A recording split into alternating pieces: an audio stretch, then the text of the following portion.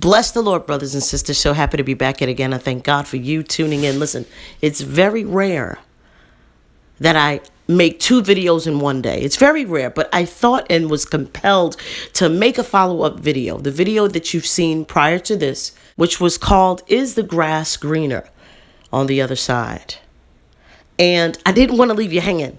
It's kind of like a good movie, and you're like, what's next? I've been there before. I've watched a movie, and then it just cuts off, and it just ends, and you just want more. I didn't want to leave you. I couldn't do that to y'all. So this is kind of like a follow-up. What happens if you feel like you're in your marriage, and you really want to cultivate it?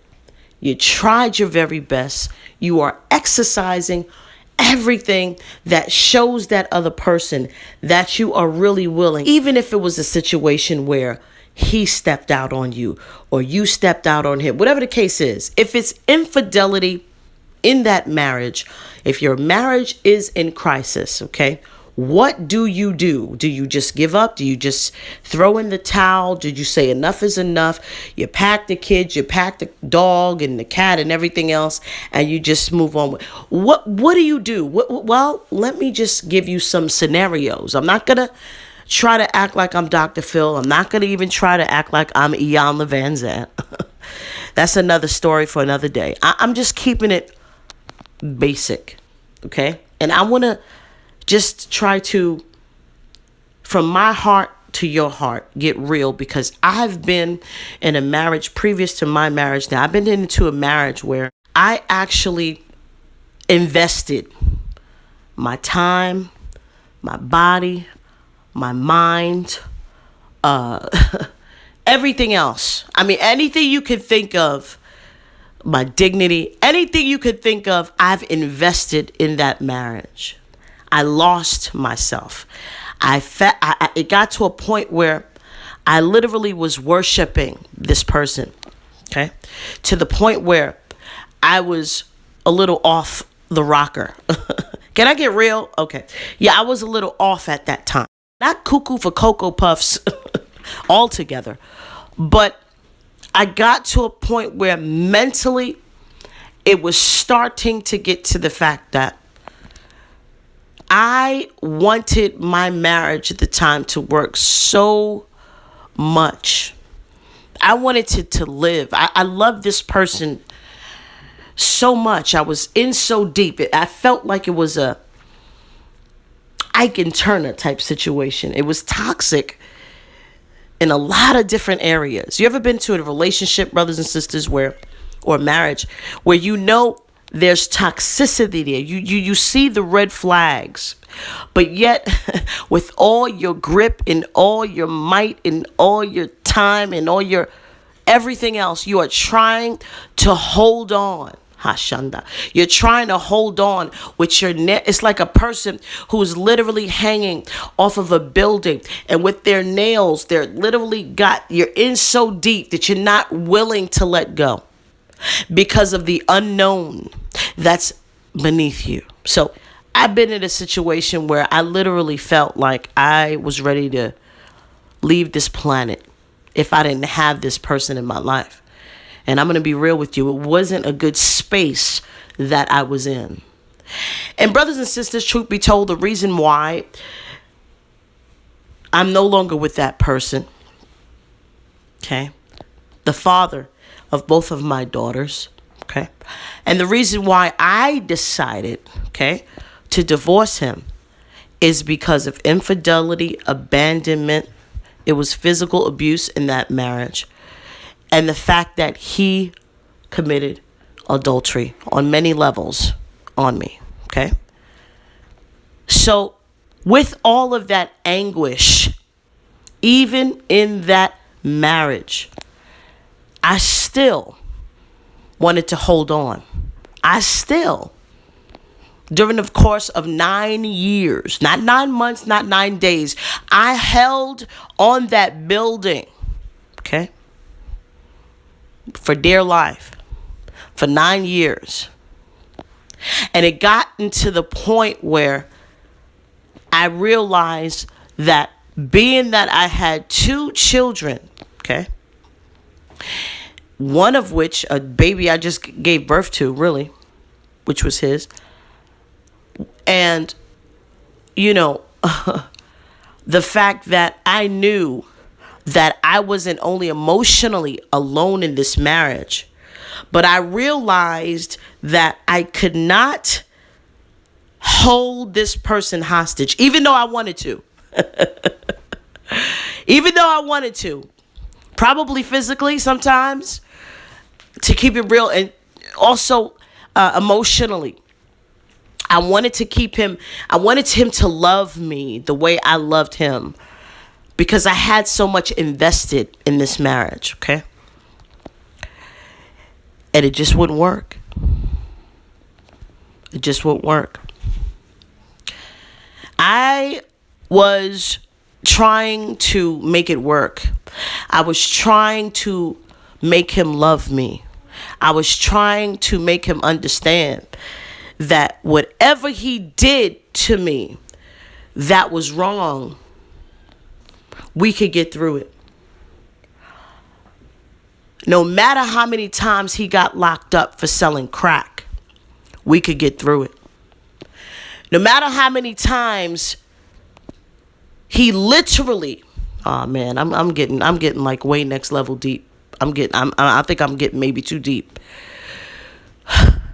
No matter the fact that literally, there was cops that came to my house that was literally trying to get him out of that scenario.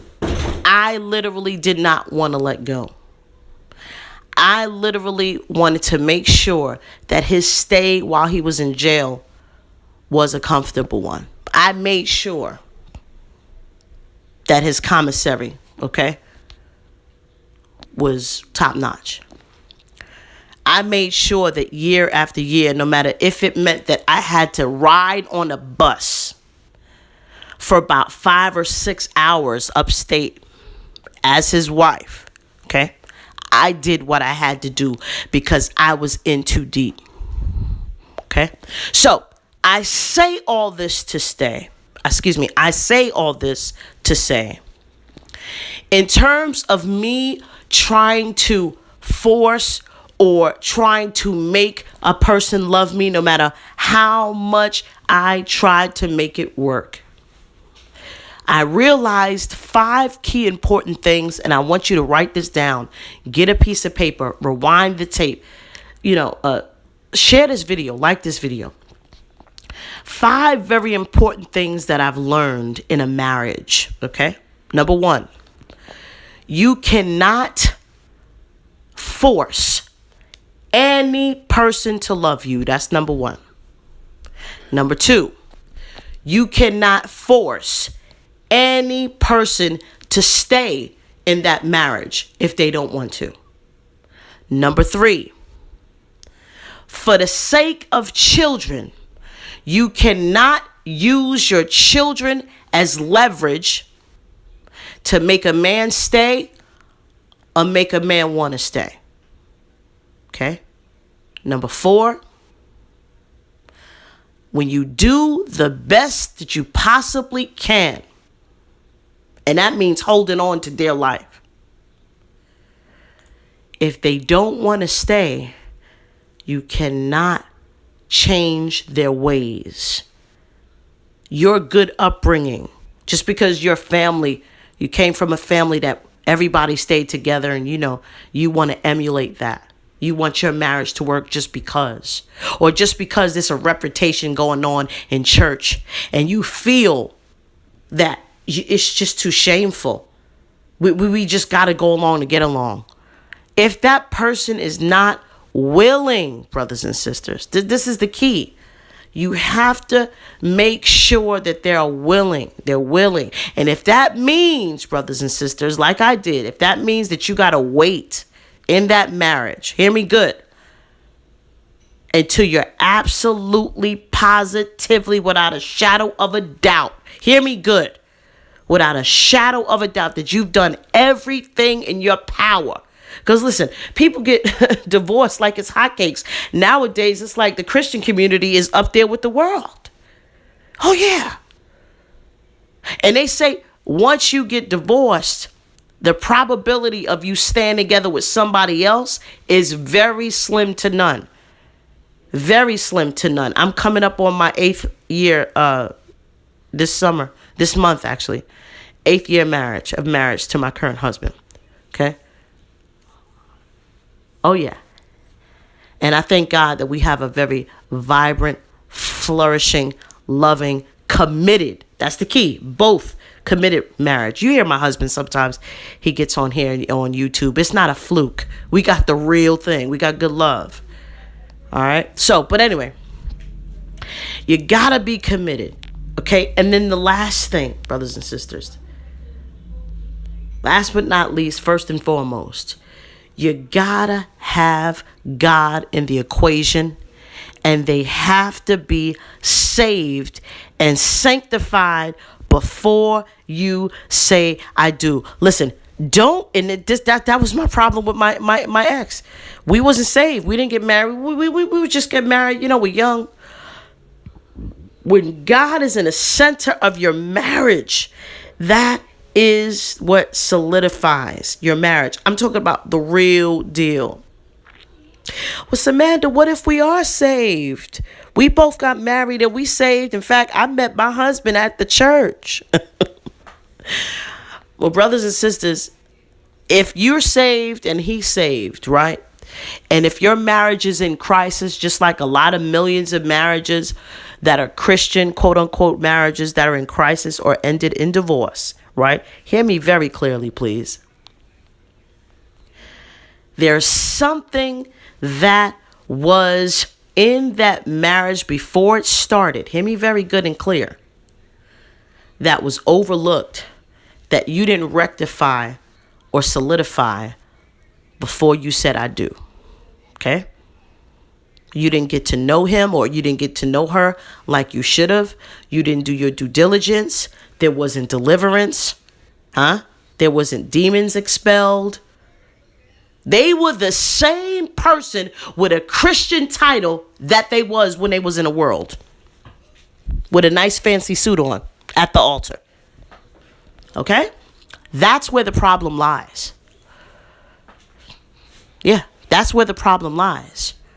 So if they are the same person, but years just passed down and children grew up and they the same old in spirit and in truth, the way they used to be in the world, and ain't nothing really changed or got to the point where it's been erected, all those demons and old stinking funky ways, then it's going to play itself out in that marriage.